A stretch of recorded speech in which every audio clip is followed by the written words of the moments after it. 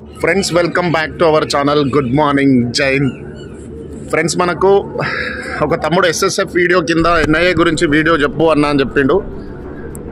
NIA గురించి దానికి ముందు ఇంకొకటి, మన తమ్ముడు ఒకతను మనకు పర్సనల్ నాకు వాట్సాప్ చాట్లో పెట్టిన అన్న కొంచెం వీడియోలో ఎడిటింగ్ దాని మీద దృష్టి పెట్టానంటే, తమ్ముడిగా మన వీడియోలో ఎడిటింగ్ కన్నా మెయిన్గా వచ్చేసి బేసిక్ కాన్సెప్ట్ మన వీడియోది ఏంటంటే ఇన్ఫర్మేషన్ అనేది ప్రొవైడ్ చేయడం.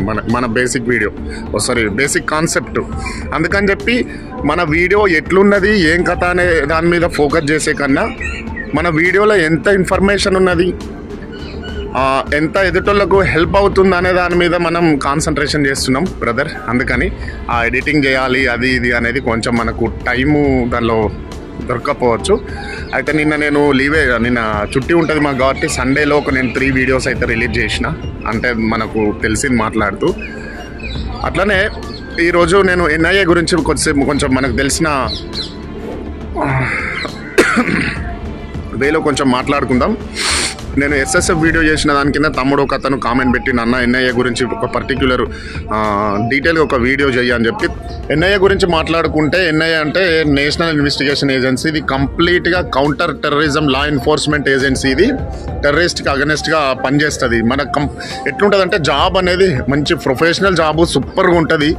వీళ్ళకంటూ ఏం యూనిఫామ్ ఉండదు. వీళ్ళు ఎక్కడైనా దిగుతాయి. ఇప్పుడు మనకు ఎన్ఐఏ అని చెప్పి మనకి ఎందుకు ఫేమస్గా ఇప్పుడు వినబడుతున్న పదం అని అంటే,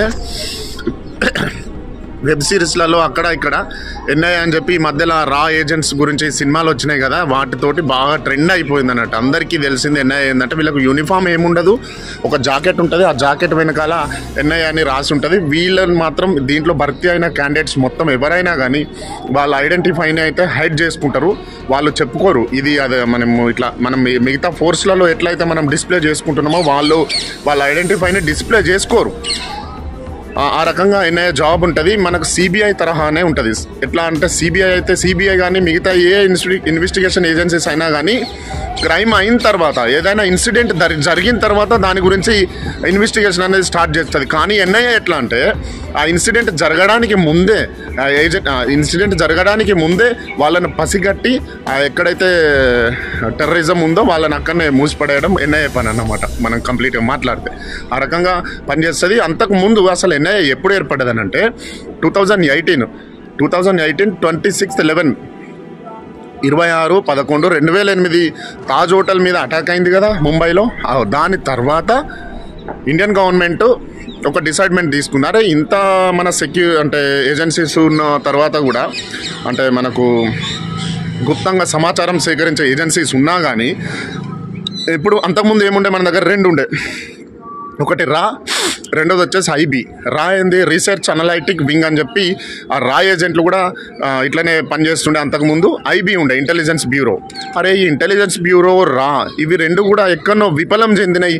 వీళ్ళ పనులు చేయడంలో ఏదో ఒక దగ్గర మన సెక్యూరిటీ అనేది విఫలం అయిపోయింది అని చెప్పి వీళ్ళు ఏం చేశారనంటే ఒక కొత్త ఫోర్స్ ఏర్పాటు చేయాలని చెప్పి ఎన్ఐఏ రూపంగా ఫోర్స్ని అయితే ఏర్పాటు చేయడం జరిగింది. దీనికి ఒక ప్రత్యేకమైన రూల్ అండ్ రెగ్యులేషన్స్ ఉన్నాయి ఎన్ఐఏకి. ఇక అంత డెప్త్గా పోవాల్సిన అవసరం లేదు. 2008లో ఏర్పడ్డది. మన ఐబీ అనేది చాలా పురాతనమైంది. మన ఇండియాలో ఐబీ మనకు స్వాతంత్రం రాకముందు నుంచి ఐబీ వేరే నేమ్ తోటి, అంటే ఇంకొక పేరుతోటి పిలువబడేది.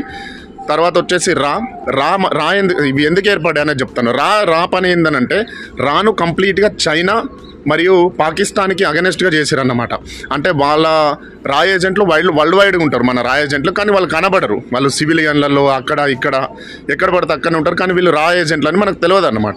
వాళ్ళు ఏం చేస్తున్నారంటే పాకిస్తాన్కి చైనాకి అగెనెస్ట్గా గుప్త సమాచారాన్ని సేకరించి మనల్ని ప్రొటెక్ట్ చేయడము రా పని. ఐబీ పని ఏంటంటే ఇంటెలిజెన్స్ బ్యూరో.